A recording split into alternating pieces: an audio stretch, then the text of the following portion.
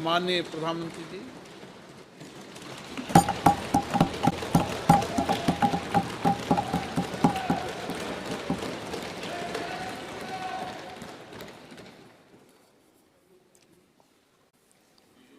आदरणीय अध्यक्ष जी,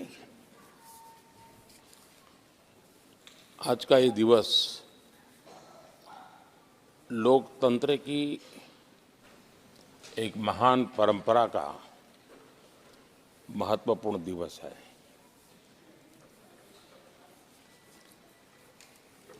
सत्रहवीं लोकसभा ने 5 वर्ष देश सेवा में जिस प्रकार से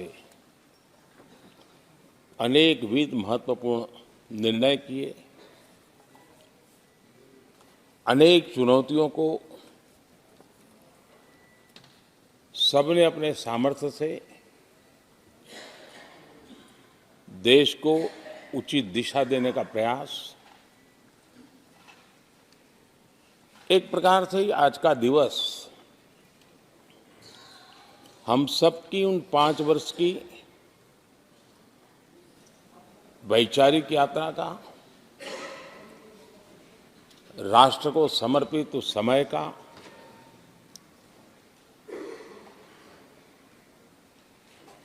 देश को फिर से एक बार अपने संकल्पों को राष्ट्र के चरणों में समर्पित करना ये अवसर है।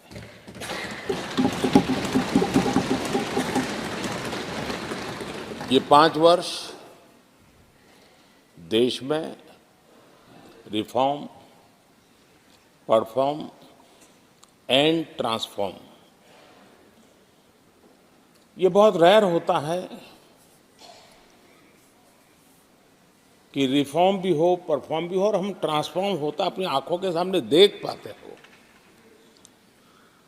एक नया विश्वास भरता हो। ये अपने आप में 17वीं लोकसभा से आज देश अनुभव कर रहा है और मुझे पक्का विश्वास है कि देश 17वीं लोकसभा को जरूर आशीर्वाद देता रहेगा।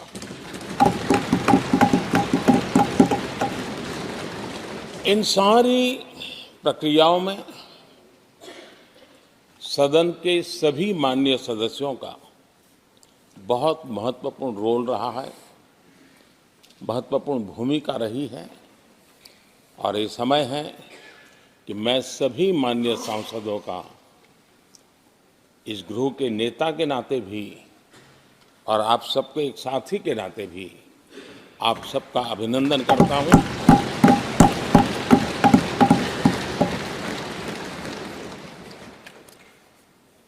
विशेष रूप से आदरणीय अध्यक्ष जी,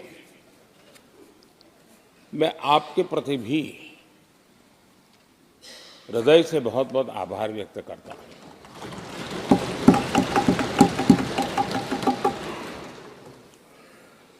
पांचों वर्ष कभी कभी सुमित्रा जी मुक्त हास्य करती थी, लेकिन आप हर पल आपका चेहरा मुस्कान से भरा रहता था।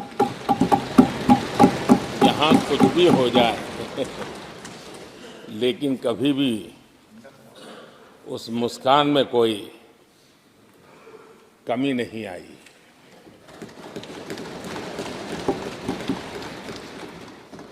अनेकविध परिस्थितियों में आपने बहुत ही संतुलित भाव से और सच्चे अर्थ में निष्पक्ष भाव से इस सदन का मार्गदर्शन किया, सदन का नेतृत्व किया। मैं इसके लिए भी आपकी भूरी भूरी प्रशंसा करता हूं।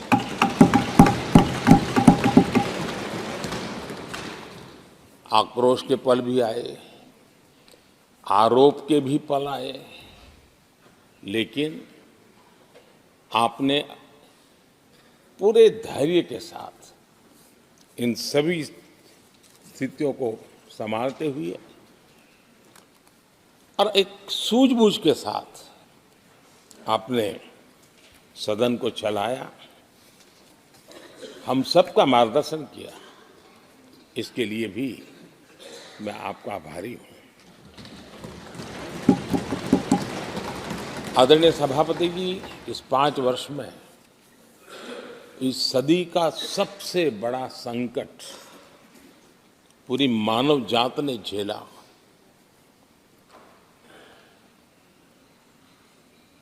कौन बचेगा, कौन बच पाएगा, कोई किसी को बचा सकता है कि नहीं बचा सकता, ऐसी वो अवस्था थी। ऐसे में सदन में आना, ये भी अपना घर छोड़ के निकलना, ये भी संकट का काल था। उसके बाद भी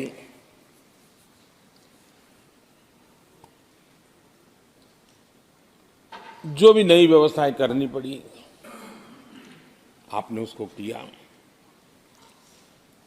देश के काम को रुकने नहीं दिया। सदन की गरिमा भी बनी रहे और देश के आवश्यक कामों को जो गति देनी चाहिए, वो गति भी बनी रहे। और उस काम में सदन की जो भूमिका है, वो रत्ती भर भी पीछे न रहे, इसको आपने बड़ी कुशलता के साथ संभाला और दुनिया के लिए एक उदाहरण के रूप में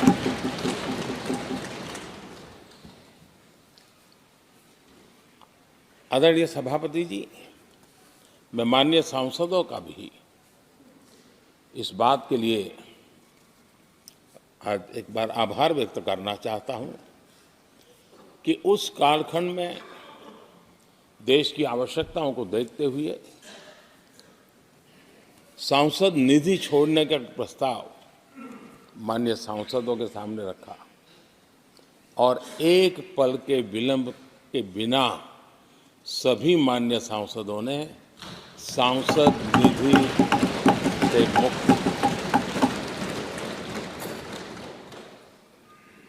इतना ही नहीं, एक देशवासियों को पॉजिटिव मैसेज देने के लिए अपने आचरण से समाज को एक विश्वास देने के लिए सांसदों ने अपनी सैलरी में से 30% कटौती का निर्णय सबने खुद ने किया, ताकि देश को भी विश्वास हुआ कि ये सबसे पहले छोड़ने वाले लोग हैं।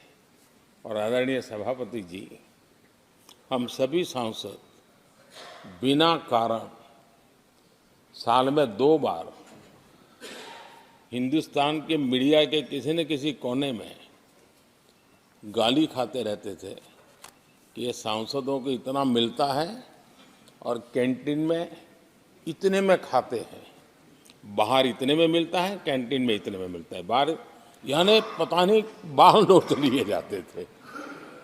आपने निर्णय किया सबके लिए समान रेट होंगे कैंटीन में, और सांसदों ने कभी भी विरोध नहीं किया, शिकायत भी नहीं की। और सभी सांसदों की बिना कारण इतनी फजेत करने वाले लोग मजे लेते थे, उससे हम सबको आपने बचा लिया। इसके लिए भी मैं आपका आभार व्यक्त करता हूं। आदरणीय सभापति जी, ये बात सही है कि हमारे कई लोकसभा के, चाहे 17 भी हो, 16 भी हो, 15 भी हो, संसद का नया भवन होना चाहिए, इसकी चर्चा सबने की, सामूहिक रूप से की, एक स्वर से की, लेकिन निर्णय नहीं होता था।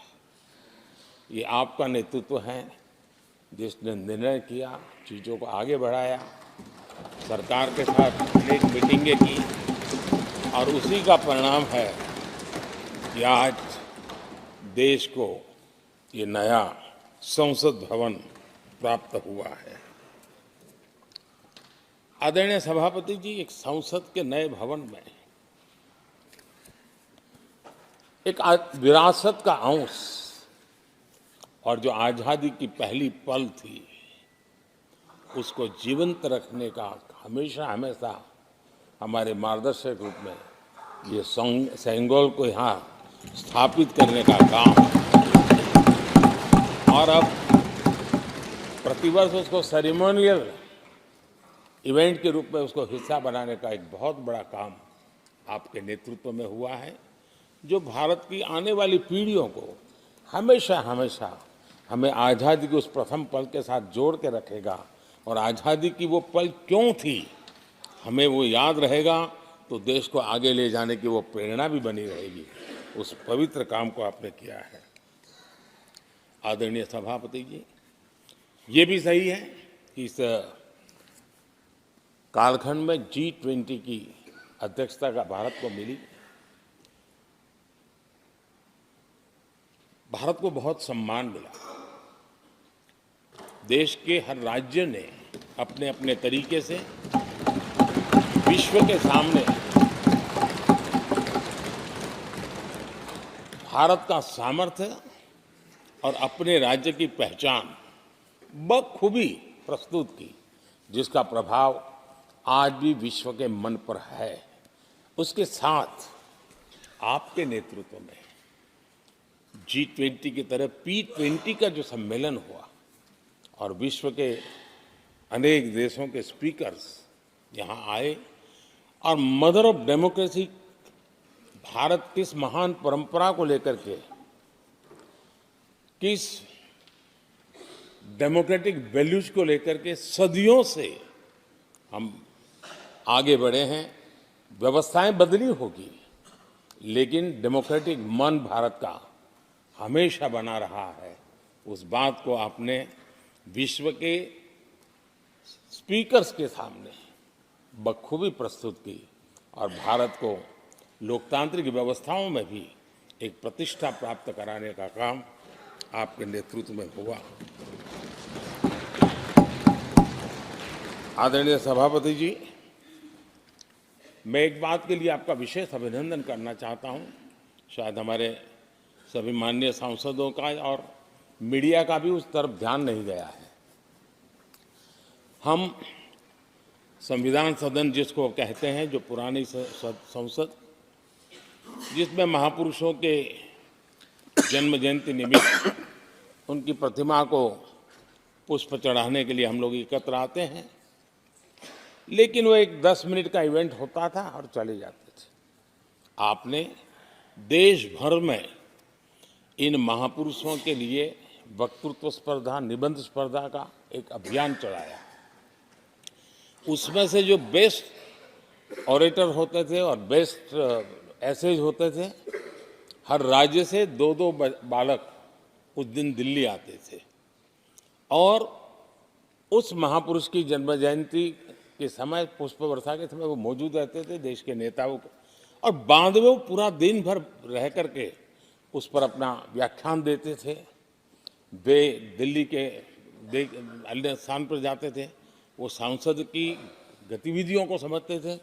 यानी अपने ये निरंतर प्रक्रिया चला करके देश के लाखों विद्यार्थियों को भारत की संसदीय परंपरा से जोड़ने का बहुत बड़ा काम किया, और ये परंपरा ये आपके खाते में रहेगी, और आने वाले समय में हर कोई बड़े गौरव के साथ इस परंपरा को आगे बढ़ाएगा।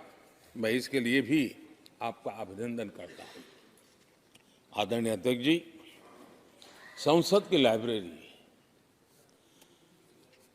जिसको उपयोग करना चाहिए वो कितना कर पाते थे वो तो मैं नहीं कह सकता हूं, लेकिन आपने उसके दरवाजे सामान्य व्यक्ति के लिए खोल दिए। ज्ञान का ये खजाना, परंपराओं की विरासत, उसको आपने जन सामान्य के लिए खोल करके बहुत बड़ी सेवा की है। मैं इसके लिए भी आपका हृदय से अभिनंदन करता हूं। पेपरलेस पार्लियामेंट, डिजिटलाइजेशन, आपने आधुनिक टेक्नोलॉजी हमारी व्यवस्था में कैसे बने। शुरू में कुछ साथियों को दिक्कत रही, लेकिन अब सब इसके आदी हो गए हैं। सब मैं देखता हूं, जब यहाँ बैठे हैं तो कुछ न कुछ करते रहते हैं। तो अपने आप में एक बहुत बड़ा काम आपने किया है। ये एक स्थायी व्यवस्थाएं आपने निर्माण की है, मैं इसके लिए आपका बहुत आभार व्यक्त करता हूँ। आदरणीय अध्यक्ष जी, आपकी कुशलता और माननीय सांसदों की जागरूकता, उन सबका संयुक्त प्रयास मैं कह सकता हूं कि जिसके कारण 17वीं लोकसभा की प्रोडक्टिविटी करीब करीब 97% रही है।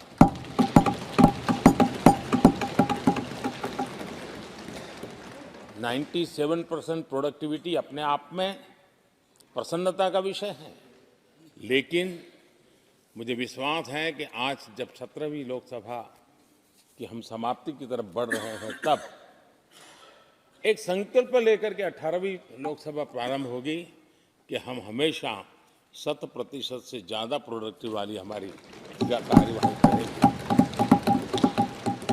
और उसमें भी 7 सत्र 100% से भी ज़्यादा प्रोडक्टिविटी वाले रहेंगे। ये भी, और मैंने देखा आपने रात रात बैठ करके भी हर सांसदों के मन की बात को आपने सरकार के ध्यान में लाने का भरपूर प्रयास किया।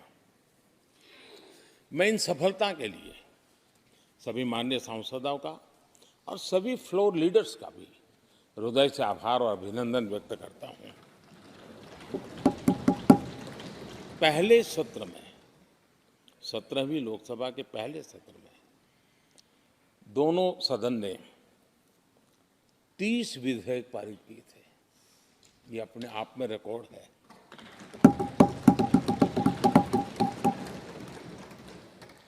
और एक नए नए बेंचमार्क 17वीं लोकसभा ने बनाए हैं।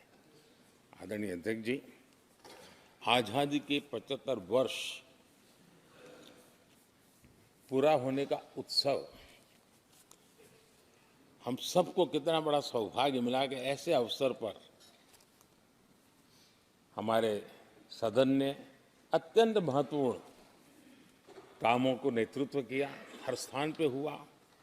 शायद ही कोई सांसद ऐसा होगा कि जिसने आज़ादी के 75 वर्ष को लोकोत्सव बनाने में अपने अपने क्षेत्र में भूमिका अदा न की हो।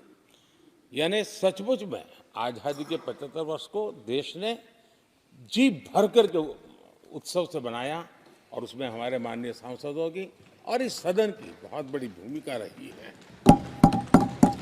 हमारे संविधान लागू होने के 75 वर्ष, ये भी अवसर इसी समय इसी सदन को मिला है, इसी सभी माननीय सांसदों को मिला है। और संविधान की जो भी जिम्मेवारियां, उसकी शुरुआत यहाँ से होती है, और उनके साथ ये जुड़ना, ये अपने आप में बहुत बड़ी प्रेरक है। आदरणीय अध्यक्ष जी, इस कार्यकाल में बहुत ही रिफॉर्म्स हुए हैं और गेम चेंजर है। 21वीं सदी के भारत की मजबूत नींव उन सारी बातों में नजर आती है। एक बड़े बदलाव की तरफ तेज गति से देश आगे बढ़ा है, और इसमें भी सदन के सभी साथियों ने बहुत ही उत्तम मार्गदर्शन किया है, अपनी हिस्सेदारी जताई है। और देश, हम संतोष से कह सकते हैं कि हमारी अनेक पीढ़ियां जिन बातों का इंतजार करती थी, ऐसी बहुत से काम इस 17वीं लोकसभा के माध्यम से पूरे हुए। पीढ़ियों का इंतजार खत्म हुआ। अनेक पीढ़ियों ने एक संविधान, इसके लिए सपना देखा था, लेकिन हर पल उस संविधान में एक दरार दिखाई देती थी, एक खाई नजर आती थी, एक रुकावट चुभती थी। लेकिन इसी सदन ने धारा 360, आर्टिकल 370 हटा करके संविधान के पूर्ण रूप को, उसके पूर्ण प्रकाश के साथ उसका प्रकटीकरण हुआ। और मैं मानता हूं, जब संविधान के 75 वर्ष हुए हैं, जिन जिन महापुरुषों ने संविधान को बनाया है, उनकी आत्मा जहां भी होगी, जरूर हमें आशीर्वाद देते होंगे। ये काम हमने पूरा किया है।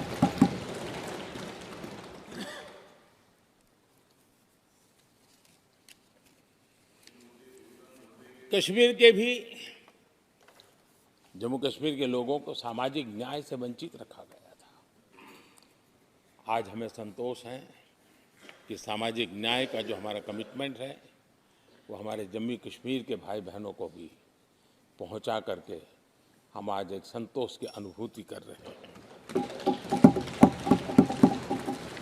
आदरणीय अध्यक्ष जी, आतंकवाद नासूर बनके देश के सीने पर गोलियां चलाता रहता था।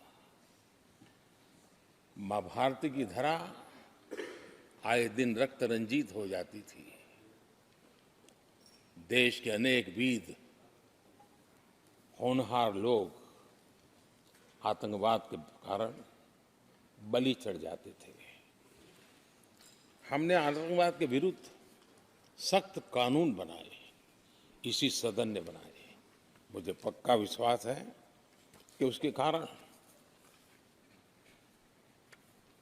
जो लोग ऐसी समस्याओं का लिए जूझते हैं, उनको एक बल मिला है, मानसिक रूप के उनका कॉन्फिडेंस बढ़ा है और भारत को पूर्ण रूप से आतंकवाद से मुक्ति का उसमें एक एहसास हो रहा है और वो सपना भी सिद्ध होके रहेगा।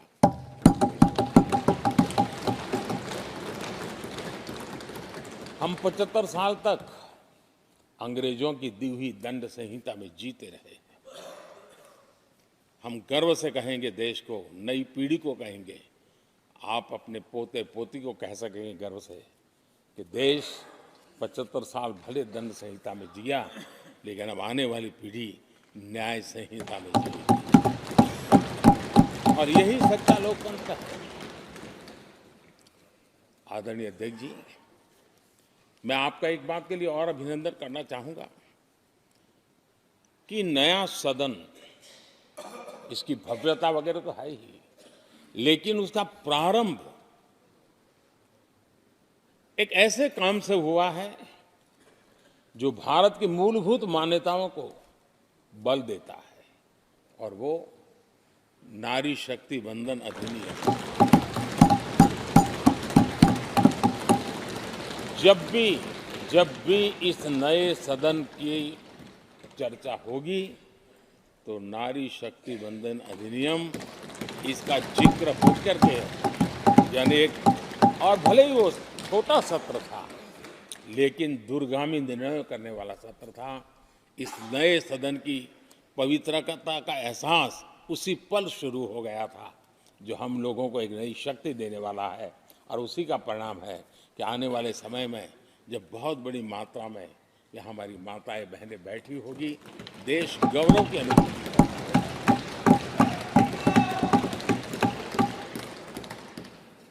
3 तलाक, कितने उतार चढ़ाव से हमारी मुस्लिम बहनें इंतजार कर रही थी। अदालतों ने उनके पक्ष में निर्णय किए थे, लेकिन वो हक उनको प्राप्त नहीं हो रहा था। मजबूरियों से गुजारा करना पड़ रहा था। कोई प्रकट रूप से कहें, कोई अप्रकट रूप से कहें, लेकिन 3 तलाक से मुक्ति का बहुत महत्वपूर्ण और नारी शक्ति के सम्मान का काम 17वीं लोकसभा ने किया है। सभी माननीय सांसद, उनके विचार कुछ भी रहे हो, उनका निर्णय कुछ भी रहा हो, लेकिन कभी न कभी तो कहेंगे कि हाँ, इन बेटियों को न्याय देने का काम भी करने के समय हम वहां मौजूद हैं। पीढ़ियों से होता यह न्याय हमने पूरा किया है और वो बहनें हमें आशीर्वाद दे रही है। आदरणीय अध्यक्ष जी, आने वाले 25 वर्ष हमारे देश के लिए बहुत महत्वपूर्ण है। राजनीति की गहमागहमी अपनी जगह पे है, राजनीतिक क्षेत्र के लोगों की अपनी आशा आकांक्षा अपनी जगह पे है, लेकिन देश की अपेक्षा, देश की आकांक्षा, देश का सपना, देश का संकल्प ये बन चुका है 25 साल वो हैं जो देश इच्छित परिणाम प्राप्त करके रहेगा।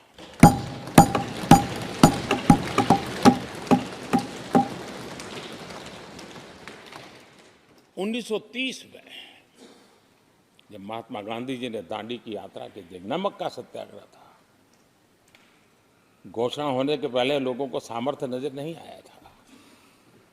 चाहे स्वदेशी आंदोलन हो, चाहे सत्याग्रह की परंपरा हो, चाहे नमक का सत्याग्रह हो, उस समय तो घटनाएं छोटी लगती थी, लेकिन 1947 वो 25 साल का कालखंड, उसने देश के अंदर वो जज्बा पैदा कर दिया था। हर व्यक्ति के दिल में वो जज्बा पैदा कर दिया था कि अब तो आज़ाद होकर रहना है। मैं आज देख रहा हूं कि देश में वो जज्बा पैदा हुआ है। हर गली मोहल्ले में हर बच्चे के मुंह से निकला है कि 25 साल में हम विकसित भारत बना के रहेंगे। इसलिए ये 25 साल मेरी देश की युवा शक्ति के अत्यंत महत्वपूर्ण कालखंड है, और हम में से कोई ऐसा नहीं होगा जो नहीं चाहता होगा कि 25 साल में देश विकसित भारत न बने। हर किसी का सपना है। कुछ लोगों ने सपने को संकल्प बना लिया है, कुछ लोग शायद संकल्प बनाते देर हो जाएगी, लेकिन जुड़ना हर एक को होगा। और जो जुड़ भी नहीं पाएंगे और जीवित होंगे तो फल तो जरूर खाएंगे। ये मेरा आदरणीय अध्यक्ष जी, ये 5 वर्ष युवाओं के लिए बहुत ही ऐतिहासिक कानून भी बने हैं। व्यवस्था में पारदर्शिता लाकर युवाओं को नए मौके दिए गए हैं।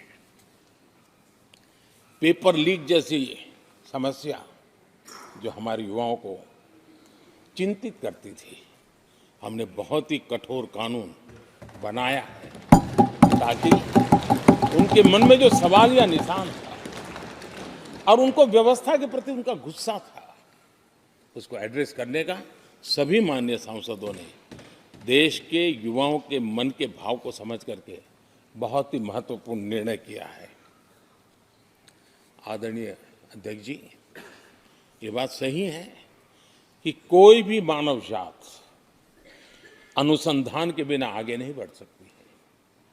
उसको नित्य परिवर्तन के लिए अनुसंधान अनिवार्य होते हैं, और मानव जात का लाखों साल का इतिहास गवाह है कि हर काल में अनुसंधान होते रहे हैं, जीवन बढ़ता चला गया है, जीवन का विस्तार होता गया है। इस सदन ने विधिवत रूप से कानूनी व्यवस्था खड़ी करके अनुसंधान को प्रोत्साहन देने का बहुत बड़ा काम किया है। नेशनल रिसर्च फाउंडेशन, ये कानून आमतौर पर रोजमर्रा की राजनीति की चर्चा का विषय बन नहीं पता, लेकिन इसके परिणाम बहुत दूरगामी होने वाले हैं, और इतना बड़ा महत्वपूर्ण काम ये 17वीं लोकसभा ने किया है। मुझे पक्का विश्वास है देश की युवा शक्ति में इस व्यवस्था के कारण दुनिया का रिसर्च और का एक हब हमारा देश बन सकता है। हमारे देश की युवा के टैलेंट ऐसी है, आज भी दुनिया की बहुत कंपनी ऐसी हैं जिनके इनोवेशन के काम आज भी भारत में हो रहे हैं, लेकिन एक बहुत बड़ा हब बनेगा, यह मेरा पूरा विश्वास है। आदरणीय अध्यक्ष जी, 21वीं सदी में हमारी बेसिक नीड्स पूरी तरह बदल रही है। कल तक जिसका कोई मूल्य नहीं था, कोई ध्यान नहीं था, वो आने वाले में बहुत अमूल्य बन चुका है। जैसे डेटा, पूरी दुनिया में चर्चा है डेटा का सामर्थ्य क्या होता है। हमने डेटा प्रोटेक्शन बिल ला करके पूरी भावी पीढ़ी को सुरक्षित कर दिया है। पूरी भावी को एक नया शस्त्र हमने उसके हाथ में दिया है, जिसके आधार पर वो अपने भविष्य को बनाने के लिए इसका सही इस्तेमाल भी करेंगे। और digital personal data protection act, ये हमारी 21वीं सदी की पीढ़ी को और दुनिया के लोगों को भी भारत के इस एक्ट के प्रति रुचि बनी हुई है। दुनिया के देश उसका अध्ययन करते हैं अपने अपना नई नई व्यवस्था अनुकूल करने के लिए प्रयास कर रहे हैं। और डाटा का उपयोग कैसे हो, उसकी भी उसमें गाइडलाइंस है।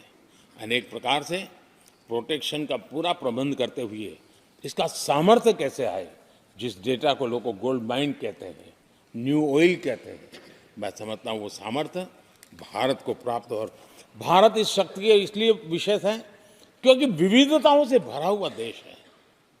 हमारे पास जिस प्रकार की जानकारी और हमारे साथ जुड़े हुआ डेटा जो जनरेट होता है, सिर्फ हमारा रेलवे पैसेंजर्स का डेटा कोई देख ले, दुनिया के लिए बहुत बड़ा संशोधन का विषय बन सकता है।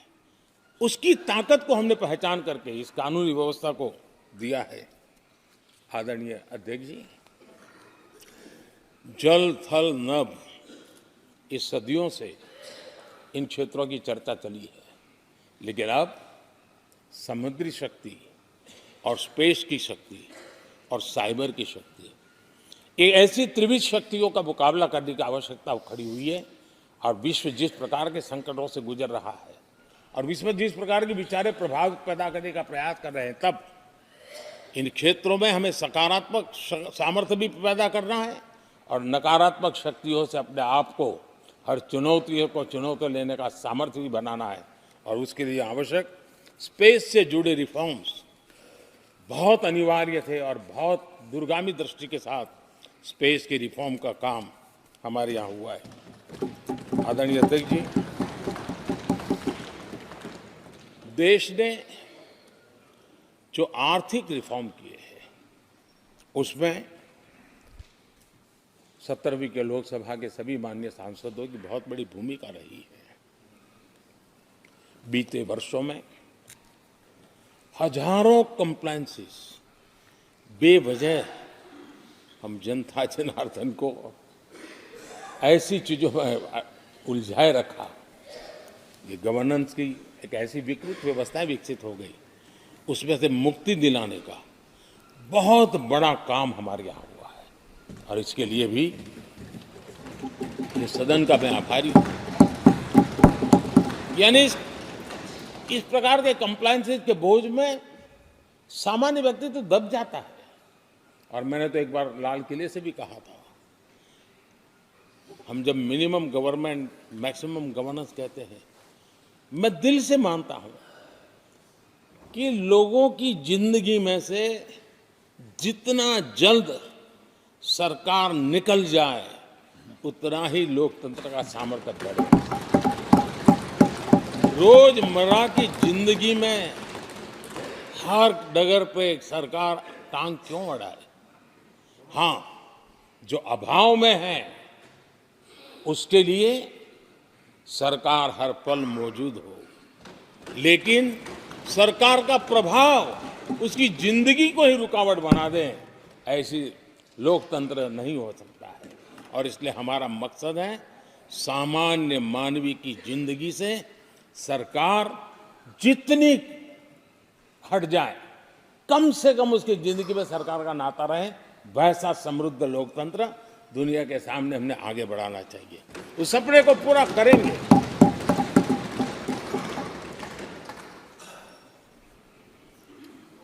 आदरणीय अध्यक्ष जी, companies act, limited liability partnership act,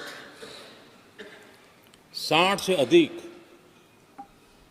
गैर जरूरी कानूनों को हमने हटाया है। ईज ऑफ डूइंग बिजनेस, इसके लिए ये बहुत बड़ी आवश्यकता थी, क्योंकि अब देश को आगे बढ़ना है तो बहुत सारी रुकावटों से बाहर आना पड़ेगा। हमारे कई कानून तो ऐसे थे, छोटी छोटे कारणों से जेल में भर दो बस।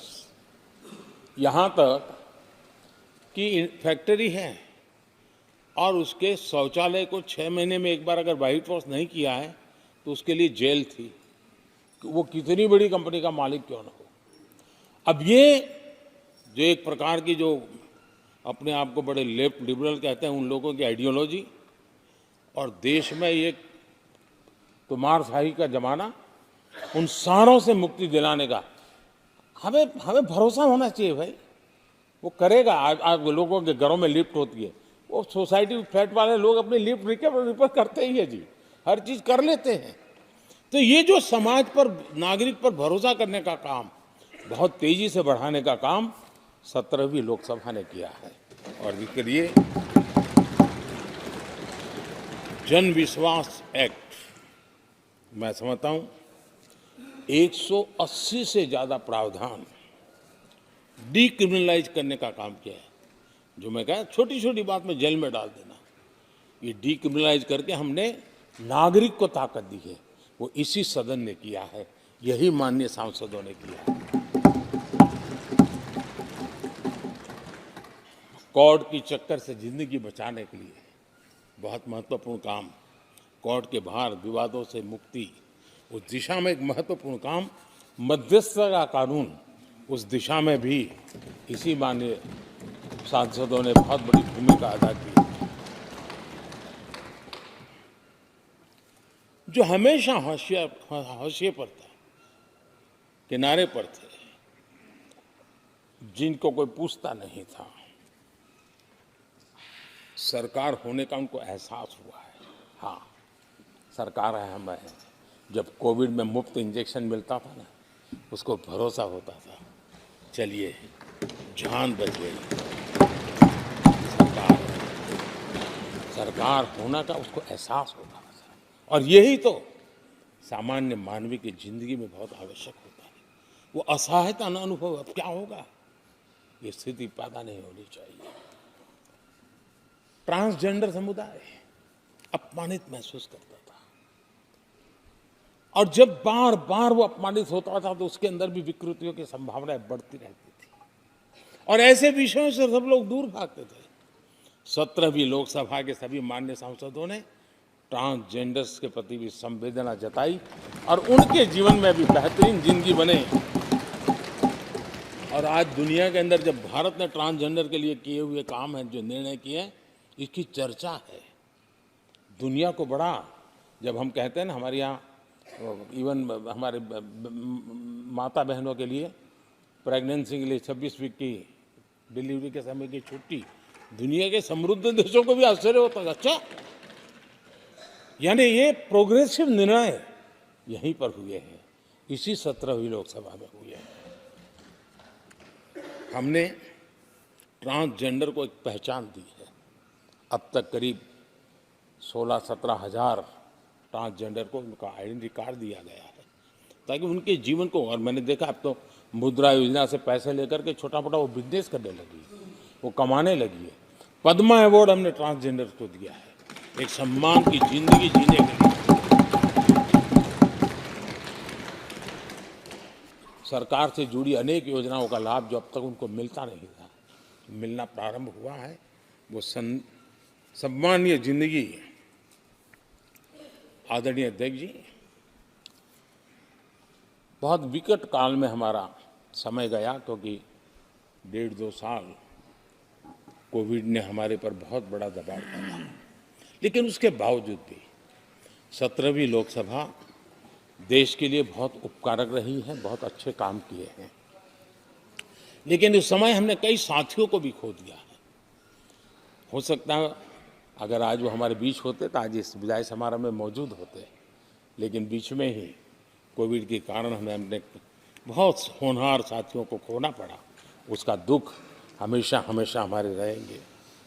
आदरणीय अध्यक्ष जी, 17वीं लोकसभा का अंतिम सत्र और अंतिम आवर ही समझ लीजिए है। लोकतंत्र और भारत की यात्रा अनंत है, अनेक, और ये देश किसी पर्पज के लिए है, उसका कोई लक्ष्य है, और पूरी मानव जात के लिए। चाहे श्री अरविंदो ने देखा हो, चाहे स्वामी विवेकानंद जी ने देखा हो, लेकिन आज उन शब्दों में, उस विजन में सामर्थ्य था, वो हम आंखों के सामने देख पा रहे हैं। दुनिया जिस प्रकार से भारत के महात्म्य को स्वीकार कर रही है, भारत के सामर्थ्य को स्वीकारने लगी है, और उसको, उस यात्रा को हमें और शक्ति के साथ आगे बढ़ाना है।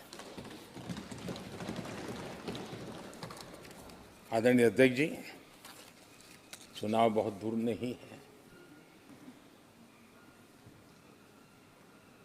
कुछ लोगों को थोड़ी घबराहट रहती होगी, लेकिन ये लोकतंत्र का सहज आवश्यक पहलू है। हम सब उसको गर्व से स्वीकार करते हैं और मुझे विश्वास है कि हमारे चुनाव भी देश की शान बढ़ाने वाले, लोकतंत्र की हमारी जो परंपरा है पूरे विश्व को अचंभित करने वाले अवश्य रहेंगे, ये मेरा पक्का विश्वास है।